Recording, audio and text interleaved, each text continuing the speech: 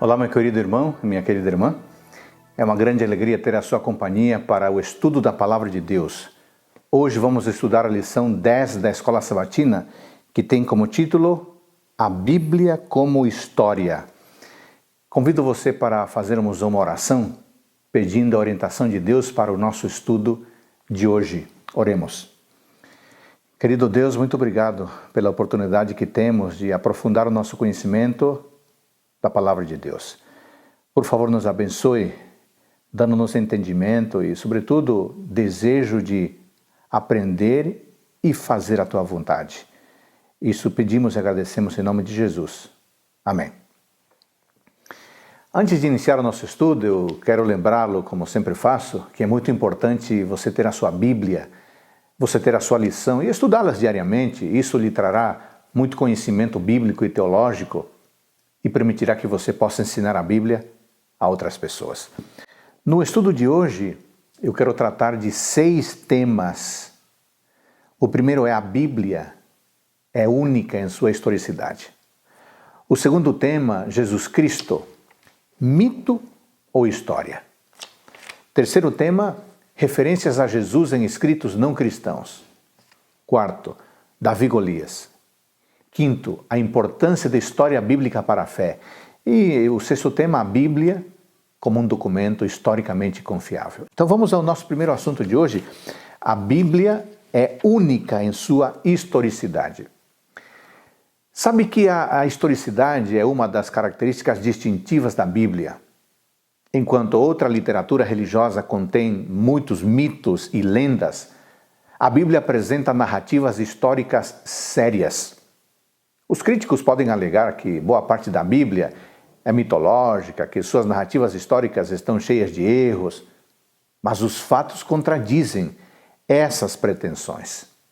As descobertas arqueológicas dos últimos 2 séculos têm iluminado a natureza histórica das Escrituras de muitas maneiras.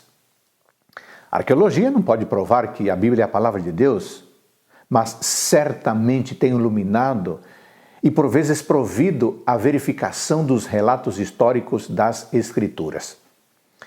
Respondendo a acusações de que a história bíblica está cheia de erros, Donald Weisman, respeitado professor e assiriologista, ele argumenta que a evidência arqueológica tem na sua maior parte eliminado estes supostos erros. Com efeito, a maioria dos erros pode ser atribuída a erros de interpretação por estudiosos modernos, atuais, e não a erros de fato apresentados no registro bíblico pelos historiadores bíblicos. Esta opinião desse scholar é ainda mais fortalecida quando nos lembramos de quantas teorias e interpretações das Escrituras têm sido verificadas ou corrigidas pelas descobertas arqueológicas. Vamos para o segundo tópico do nosso estudo, Jesus Cristo, mito ou história? O Jesus da fé, será que é o mesmo que o Jesus da história? Ou Jesus é apenas uma invenção da fé? Se a resposta for sim, deveremos rejeitar o Jesus histórico como um mito criado pelos cristãos contemporâneos? Irmãos, nos primeiros séculos da era cristã, enquanto a ressurreição e a autoridade de Jesus eram discutidas, houve pouca dúvida sobre a historicidade. No início do 5º século, Agostinho escreveu sua Harmonia dos Evangelhos a fim de proteger seus autores contra acusações de inverdades absolutas, admitindo ao mesmo tempo que a ordem de eventos e os discursos poderiam ter sido reconstruídos. Porém, o Jesus da fé e o Jesus histórico eram basicamente os mesmos. A então chamada busca pelo Jesus histórico iniciou-se com Hermann Heimarus, que se propôs encontrar o Jesus que havia existido antes que a Igreja o tivesse ocultado no dogma. Heimarus foi tão longe que chegou a acusar os discípulos de inventar histórias miraculosas e fabricar o conto da ressurreição para evitar seu retorno ao ofício de pescadores. Sua obra causou consternação entre os cristãos e curiosidade entre os estudiosos. Bem depois, em 1910, a obra de Albert Schweitzer, A Busca do Jesus Histórico, criticou os trabalhos de estudiosos que haviam transformado Jesus numa figura desenhada pelo racionalismo, dotada de vida pelo liberalismo e vestida pela teologia moderna, com trajes históricos. Mas, ao mesmo tempo, Schweitzer concluiu que o fundamento histórico do cristianismo não mais existia e que, depois de tudo isso, não era o Jesus historicamente conhecido, mas o Jesus espiritualmente nascido dentro dos homens, que era fundamentalmente decisivo. No século XX, o conhecimento sobre Jesus foi dominado por Rudolf Bultmann. Educado no liberalismo e no ceticismo, Bultmann afirmou que quase nada podemos saber a respeito da vida e personalidade de Jesus, uma vez que as fontes cristãs primitivas não revelam interesse sobre tais questões, ou seja, em sua maioria, fragmentadas e frequentemente lendárias, não tocam nesse tópico. Os milagres de Cristo foram lendas, dizia ele, seus dizeres mais simbólicos do que autênticos. A igreja deu sentido à sua morte, Jesus não. Seguindo o pensamento de Bultmann, o Seminário sobre Jesus, um grupo de 74 eruditos, a maior parte de universidades americanas, encontrou-se no final da década de 1980 e início de 1990, a fim de preparar uma versão acadêmica dos 4 evangelhos canônicos e do evangelho apócrifo de Tomé. Eles estudaram 1.500 declarações de Jesus, votando na percepção autêntica de cada um. Seu veredicto foi que 82% das palavras atribuídas a Jesus nos evangelhos não foram ditas por ele. Sobre a questão dos milagres, a sua posição era semelhante à de Bultmann. O Cristo do credo e do dogma não pode mais controlar a aceitação daqueles que têm visto os céus pelo telescópio de Galileu. O cofundador do seminário, John Dominic Crossan, afirmou que Jesus não curou nem poderia curar enfermidades e que ninguém pode trazer pessoas da morte para a vida. A própria ressurreição de Cristo dizia-se ter envolvimento com transes e visões, ao invés de ser uma representação da realidade. Crossan observou que a história da ressurreição aponta mais para a origem da autoridade cristã do que para a origem da fé cristã. Para Marcus Borg, membro desse grupo, do Seminário sobre Jesus, para ele a narrativa do Jesus histórico se encerra com sua morte, numa sexta-feira, no ano 30, Anno Domini. Entretanto, o Senhor apareceu aos seus seguidores de nova forma, começando num domingo de Páscoa, e a partir de então, eles o experimentaram como uma viva realidade. O certo é que a busca pelo Jesus histórico foi até um determinado momento baseada no racionalismo, no naturalismo e no criticismo. Suas suposições de que milagres não aconteceram levaram seus pesquisadores a concluir que muito daquilo que está escrito nos evangelhos é fictício. Aqueles que acreditam na exatidão essencial das escrituras não podem aceitar os resultados dessa espécie de conhecimento. Eles também ressaltam muitas evidências para a historicidade de Jesus. Entretanto, amigos, diferentemente do que dizem esses eruditos renomados, podemos sim confiar no Jesus histórico.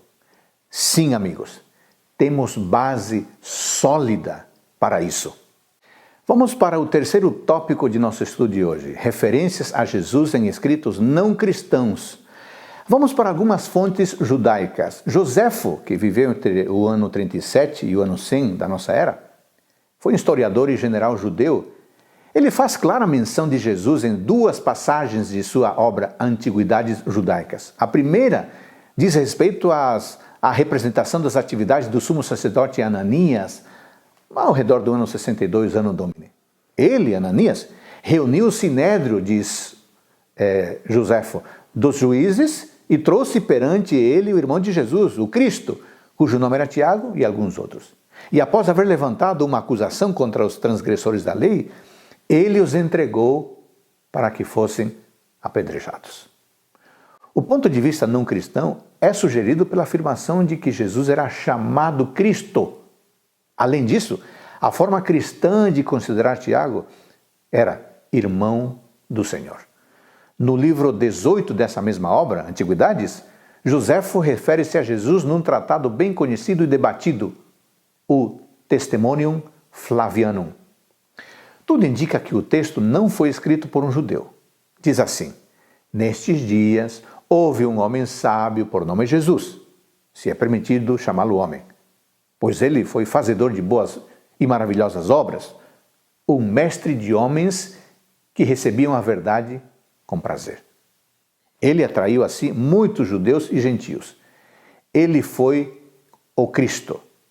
E quando Pilatos, a conselho dos principais homens entre nós, o condenou à crucifixão, aqueles que o amavam a princípio não o abandonaram, pois ele apareceu vivo entre eles no terceiro dia. Como os divinos profetas haviam predito, essas e outras 10.000 coisas maravilhosas concernentes a ele. Extraordinário, né? Extraordinário ver um registro extra-bíblico falando de Cristo vindo de uma pessoa confiável, como foi Flávio Joséfos. Bom, essa foi uma fonte judaica. Vamos para algumas fontes pagãs. A fonte pagã mais antiga que faz menção de Jesus é uma carta escrita por Mara bar Serapion, um sírio estoico, que escreve de uma prisão romana para encorajar seu filho a obter sabedoria. Ele menciona Sócrates, Pitágoras e um sábio rei morto pelos judeus. Nenhum desses homens foi realmente morto, pois cada um deixou um legado de sabedoria. Sendo assim, o rei sábio viveu por causa da lei que deixou, diz ele. A despeito do nome não ser mencionado, há pouca dúvida de que Mara esteja se referindo a Jesus. Quando Plínio se tornou governador da Bitínia e do Ponto, no início do segundo século, ele escreveu a Roma pedindo ajuda. Um dos tópicos era sobre como lidar com os cristãos. Suas cartas mencionavam Christus 2 vezes. Ele permitia que qualquer pessoa que fosse acusada de ser cristã pudesse refutar as acusações oferecendo incenso aos deuses e ao imperador, blasfemando a Christus. Ele também descreve o culto cristão como tendo lugar antes do amanhecer e incluindo recitação por turnos de uma forma de palavras a Christus como Deus. Conquanto essa carta tenha sido escrita cerca de 112 da nossa era e acrescente pouco ao conhecimento das crenças e práticas cristãs, ela corrobora a existência de cristãos cuja fé estava firmada na pessoa de Cristo. O historiador romano Tácito, que viveu entre os anos 55 e 117 da nossa era, escreveu 30 livros sobre os eventos ocorridos entre os anos 14 e 96. Infelizmente, os livros que cobrem o período compreendido entre os anos 29 a 32 estão perdidos.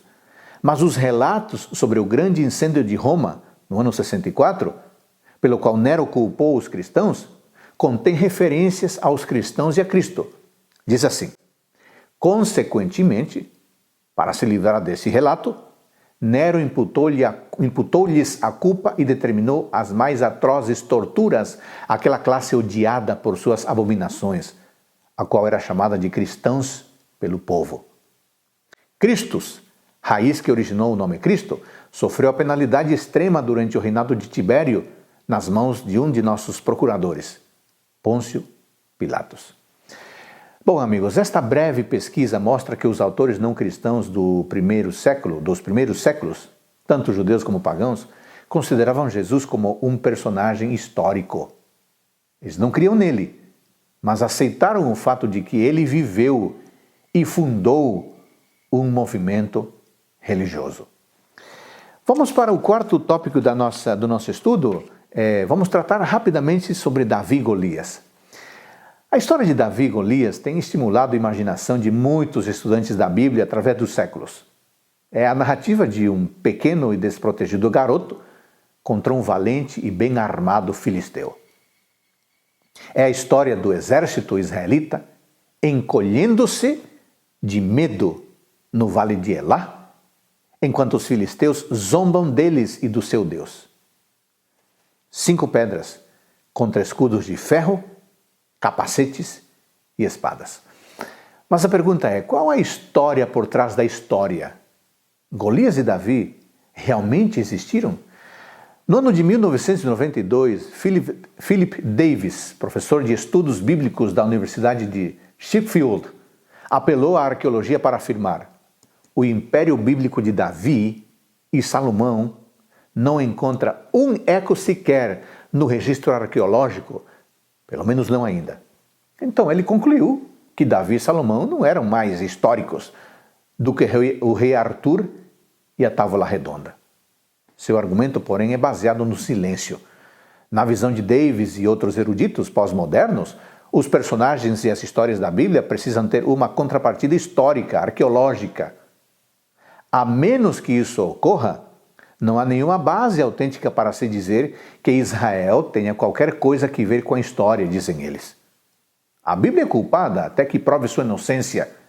Porém, argumentos embasados no silêncio são perigosos em qualquer disciplina. Na arqueologia, que tem atualmente centenas de arqueólogos trabalhando no Oriente Médio, tais argumentos podem ser devastadores. Em 1993, arqueólogos que trabalhavam em Tel Dan, ao norte de Israel, descobriram algo muito interessante. Do lado de fora dos portões da cidade, foi encontrada uma pedra de basalto que havia sido reutilizada numa parede. Ao ser virada, verificou-se que continha uma inscrição. Mais tarde, o responsável pela escavação e um linguista publicaram um texto que mencionava a vitória do rei arameu Ben-Hadad, o qual se orgulhava de haver derrotado a casa de Davi e a casa de Israel. Com base no estilo da escrita, a inscrição é datada do ano 850 a.C. e seu significado precede da menção pela primeira vez do nome Davi, que é usado em conexão com a casa de Davi, como era conhecida nos tempos bíblicos a dinastia de Judá. Você pode consultar isso em 1 Reis 12:26, 14:8 e 2 Reis 17:21. O ponto, amigos, é que não há nenhuma razão para designar uma dinastia em conexão com alguém que não existiu. Compreende? De acordo com a Bíblia, Golias era de Gate, 1 Samuel 17:4, uma das 5 cidades filisteias. Escavações realizadas em Gate, Tel Es-Safi, por Aren Mayer, da Universidade Bar-Ilan, e em Tel Aviv, trouxeram à luz um fragmento de cerâmica com uma inscrição. Em sua apresentação na American School of Oriental Research, Filadélfia, em novembro de 2005, o Dr. Mayer afirmou que a inscrição, em caracteres semíticos, reflete um estilo de escrita proto-cananita. As letras grafadas sem vogais são A, L, W, T, E, W, L, T. Contudo, embora a escrita seja semítica, a língua é indo-europeia. Os nomes, portanto, poderiam ser construídos como Wileates ou Aliates. Aos ouvidos de um israelita, as palavras podem ter soado como Golias. E os nomes, que os nomes tenham sido escritos em indo-europeu, com caracteres semíticos, é muito significativo. O indo-europeu aponta para uma origem egeia, grega, do mesmo lugar de onde, segundo a Bíblia, vieram os filisteus. Gênesis 10:14, Jeremias 47:4, Amós 9:7. As letras semíticas indicam uma adaptação da língua escrita ao ambiente cananita, onde os filisteus se radicaram. Onde essa inscrição foi encontrada? Ao desenterrar antigas cidades, camada por camada, os arqueólogos podem datar os artefatos encontrados em cada estrato. Essa inscrição foi encontrada sob as ruínas de uma grande cidade que os arqueólogos relacionaram com a campanha militar de Hazael, da Síria, segundo Reis 12, 17. A inscrição, portanto, foi localizada num contexto estratigráfico e pode ser datada do século IX ao X a.C., ao redor de 950 e não mais de 880 a.C. O contexto é importante porque ele estabelece que o nome Golias era conhecido na cidade filisteia de Gate cerca de 70 anos após o episódio entre Davi e Golias, registrado em 1 Samuel 17. O Dr. Meyer concluiu que, conquanto a inscrição provavelmente não se refira ao personagem bíblico Golias, ela sem dúvida aponta para um Golias ou talvez dois indivíduos chamados Golias. Isso significa que esses nomes eram usados em Gate, alguns anos após a Bíblia relatar o conflito entre Davi e Golias. Bom, e agora vamos para o tópico 5 do nosso estudo dessa semana, a importância da história bíblica para a fé. O filósofo Ronald Nash e o teólogo Gerhard Meyer, ambos evangélicos, reconhecem que a fé e o relacionamento pessoal com Deus que ela inclui tornam-se impossíveis sem a história. Isto ocorre porque, como argumentam eles, é em eventos históricos, passados e presentes, que encontramos Deus, que o conhecemos e desenvolvemos um relacionamento pessoal com Ele. Depois de apoiar essa afirmação com vários exemplos bíblicos, Meyer comenta o seguinte: a fé só pode se desenvolver quando Deus previamente não só pensou, mas agiu. Ou seja, a fé surge como fé bíblica quando apenas no âmbito da revelação bíblica, cuja ocorrência tenha se estendido para a história. O estudioso evangélico Carl Henry ressalta que Deus se revela a si mesmo dentro dessa história externa, em atos salvadores únicos. Então, Gerhard Meyer acrescenta que devemos insistir no fato de que os atos históricos pertencem inextricavelmente à revelação divina. Deus é o fundamento último da história. Deus se revelou na história, de tal forma que a sua revelação poderia ser discernida mesmo em meio a uma raça humana caída.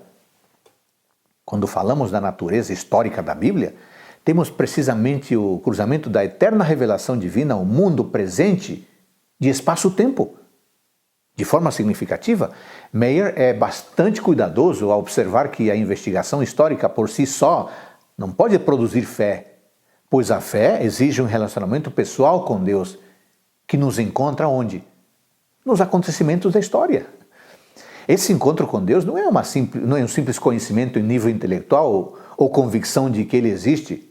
Muitos podem acreditar na existência de Deus, mas não são crentes e não serão salvos. Isso ocorre, em parte, porque os crentes são ou estariam relutantes em dizer que a história ou a arqueologia prova a fé. Por si só, ela não pode provar. No entanto, a história desempenha um papel crucial, pois é impossível existir o conhecimento interpessoal genuíno separado do conhecimento histórico. Como Nash destaca, na mesma medida que o conhecimento da fé é análogo ao conhecimento interpessoal, é óbvio que um compromisso de fé exija conhecimento histórico prévio. A confiança é inseparável do conhecimento. Quando uma pessoa se torna amiga de alguém ou se aproxima por alguém, assume um compromisso que vai além do que ela conhece. Mas, mesmo assim, o compromisso nunca é feito sem algum conhecimento prévio. A pessoa se compromete por alguma razão, e embora possa haver muito que ela não conhece sobre essa pessoa, ela sabe o suficiente para acreditar e confiar, a fim de fazer um compromisso que vai além das evidências. Mas o compromisso ainda é baseado em algumas provas. Além disso, amigos, o conhecimento cognitivo continua a ser importante e até essencial para o conhecimento interpessoal. O conhecimento histórico continua a ser relevante mesmo depois que um compromisso pessoal é feito. Tudo isso demonstra ou comprova a necessidade da história para o cultivo da fé, porque a fé se desenvolve ao longo de um tempo e de eventos nos quais nos relacionamos com Deus. E agora vamos para o último tópico do nosso estudo, o tópico 6. A pergunta é: a Bíblia é um documento historicamente confiável? Em 1947, ocorreu uma descoberta que se tornou o achado arqueológico mais importante do século XX. A história começa em fevereiro ou março de 1947, quando um pastorzinho beduíno chamado Muhammad procurava uma cabra perdida. Ao lançar uma pedra na abertura estreita de um despenhadeiro no lado oeste do Mar Morto, cerca de 10 quilômetros ao sul de Jericó, o garoto percebeu surpreso o som de cerâmica se partindo. Ao examinar mais de perto, teve uma visão surpreendente. No piso da caverna, encontravam-se grandes potes de cerâmica, dentro dos quais haviam sido acondicionados rolos de couro envolvidos em pano de linho. Por terem sido os potes cuidadosamente lacrados, os rolos estavam em excelente estado de conservação, mantidos assim havia quase 1900 anos. Foram, obviamente, postos ali antes da queda de Jerusalém, no ano 70 d.C. Até a descoberta dos rolos dos rolos de Qumran, escritos entre o terceiro século a.C.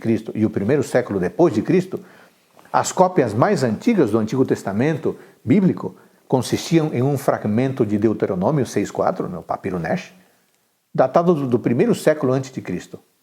Alguns fragmentos da coleção de Geniza, almoxarifado de sinagoga do Cairo, que remontava ao quinto século depois de Cristo, e o texto massorético, primeiro produzido entre o nono século e o século XI depois de Cristo. O mais antigo e completo manuscrito hebraico do Antigo Testamento, ainda existente, o Códice de Leningrado, remonta à primeira década do nono século depois de Cristo. A grande importância dos rolos do Mar Morto reside, portanto, no fato de os documentos mais antigos datarem de apenas 200 anos depois da conclusão do último livro do Antigo Testamento. Graças aos rolos do Mar Morto, temos agora um manuscrito inteiro do texto hebraico do livro de Isaías e fragmento da maioria dos outros livros bíblicos, uma cópia que é 1000 anos mais antiga do que qualquer outra conhecida até então. Impressionante, né? A descoberta é importante porque revela a detalhada proximidade entre o rolo de Isaías, cerca de 125 anos antes de Cristo, e o texto massorético de Isaías, produzido 1000 anos depois. Isso demonstra a extraordinária exatidão com que foi copiada a Bíblia por um período de mais de 1000 anos. Quando se comparou o texto massorético com os textos de Qumran, descobriu-se que eram quase idênticos. Embora as duas cópias de Isaías descobertas na caverna 1 de Qumran, nas proximidades do Mar Morto, em 1947, embora essas cópias fossem 1000 anos mais antigas que os manuscritos velhos mais conhecidos, 980 d.C., verificou-se que eram literalmente idênticas ao texto de nossas Bíblias hebraicas tradicionais em mais de 95% dos casos. Os 5% restantes de dessemelhanças ficavam por conta principalmente de erros acidentais de escrita e variações ortográficas. Mesmo os fragmentos do Mar Morto de Deuteronômio e Samuel, que apontam para uma família de manuscritos diferentes daquela que serve de base para o nosso texto hebraico recebido, não revelam nenhuma diferença na doutrina nem no ensino. Não afetam em nada a mensagem da revelação. Assim, podemos ter a certeza de que o nosso texto atual do Antigo Testamento, baseado no texto massorético, é praticamente idêntico ao texto hebraico em uso nos tempos de Jesus. Portanto, amigos, não há nenhuma razão para duvidar de que aquilo que os escritores do Antigo Testamento escreveram é essencialmente o mesmo que temos em nossas Bíblias hoje. Nenhum outro documento antigo similar foi transmitido de forma tão exata como o Antigo Testamento. Sobretudo porque os escribas judeus e os maçoretas tratavam a palavra de Deus com a máxima reverência imaginável. Eles chegaram a criar um complexo sistema de contar os versículos, palavras e letras do texto para proteger a mensagem de qualquer acréscimo ou omissão. Todo rolo que não atendia aos padrões era enterrado ou queimado. Que extraordinário cuidado com o texto sagrado. Bom, nós acabamos de estudar a lição número 10, que nos mostra a Bíblia como história. Sim, amigos, podemos confiar nos relatos históricos mencionados na Palavra de Deus. Muito obrigado por me acompanhar no estudo de hoje. Que o Senhor Todo-Poderoso nos abençoe no estudo diário da Bíblia, da lição da Escola Sabatina, e que possamos seguir seus preceitos para vivermos a vontade de Deus sempre. Um grande abraço para você.